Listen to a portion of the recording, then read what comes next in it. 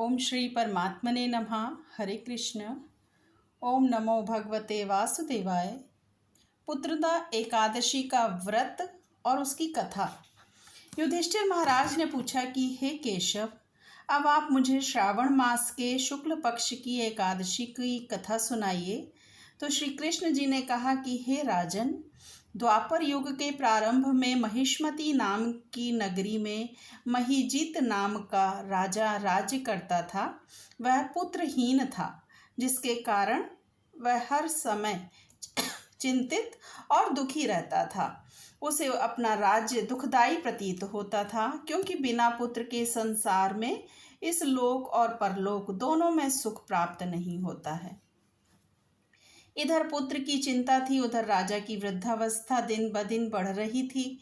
एक दिन राजा ने अपनी प्रजा को एकत्रित करके कहा कि प्रजाजनों, मैंने आज तक अपने जीवन में कोई पाप नहीं किया है और न अन्यायपूर्वक प्रजा से धन ही लिया है, और प्रजा का भी मैंने सदैव पुत्र की तरह पालन किया है तथा अपराधियों को भी पुत्र तथा बांधवों की भांति ही दंड दिया है।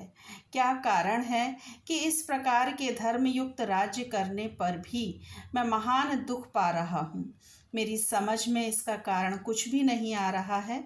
राजा महीजीत के दुख का कारण जानने के लिए उसके मंत्रीगण अत्यंत चिंता में होकर वन को गए। वहां पर अनेकों ऋषि मुनियों के दर्शन किए। अंत में वे भ्रमण करते हुए वयोवृद्ध धर्म के ज्ञाता सर्वश्रेष्ठ लोमश ऋषि के आश्रम पर पहुँचे। मंत्रियों ने जाकर ऋषि को प्रणाम किया तथा हाथ जोड़ विनय पूर्वक मुनि से प्रार्थना करके पूछा कि हे देव, हमारे अहोभाग्य है कि जो हमें आपके दर्शनों का लाभ मिला है। लोमश ऋषि ने कहा कि हे ब्राह्मणों, आपके सद्व्यवहार से मुझे अत्यंत प्रसन्नता हुई है। अब आप लोग अपने आने का कारण निसंकोच होकर मुझसे कहो। यह सुनकर सब लोग प्रसन्न हो बोले कि हे महर्षि, आप हमारे कार्य को तथा हमारी बातों को जानने में ब्रह्मा से भी अधिक समर्थ हैं, अतः आप हमारे संदेह को दूर करें। हम लोग महिष्मती नगरी के राजा महीजित के मंत्री हैं। हे मुनि, महीजित अत्यंत धर्मात्मा तथा प्रजा का पुत्र समान पालन करने वाले तथा नीति निपुण हैं, किंतु फिर भी वह संतानहीन है, जिसके कारण वह अति दुखी रहते हैं।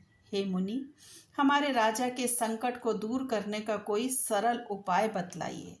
प्रजाजनों की बात सुनकर ऋषि ने कुछ क्षण के लिए नेत्र बंद करके राजा के पूर्व जन्मों का विचार किया।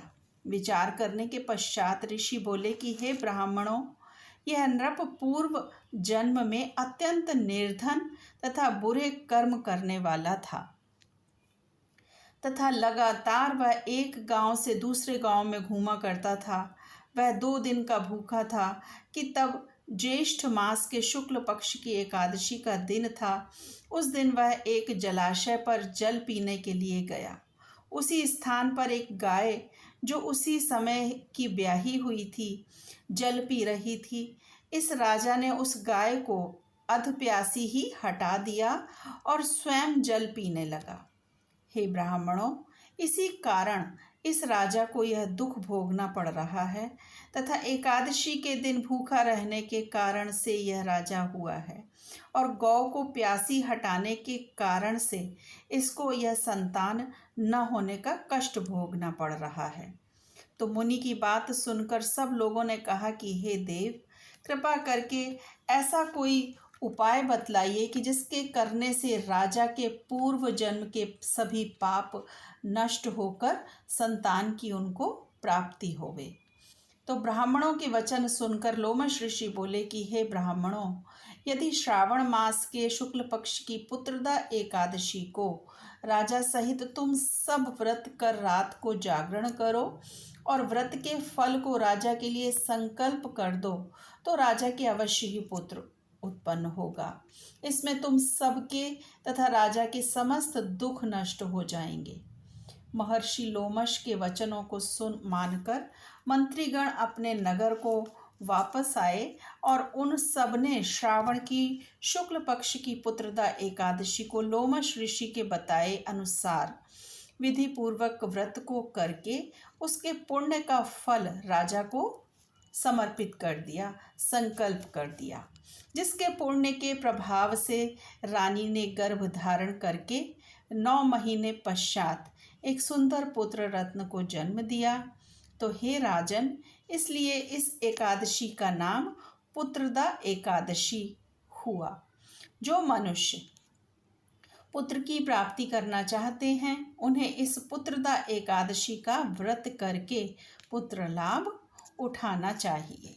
ओम नमो भगवते वासुदेवाय। हरे कृष्ण। श्री कृष्ण अर्पणम अस्तु। हरे कृष्ण।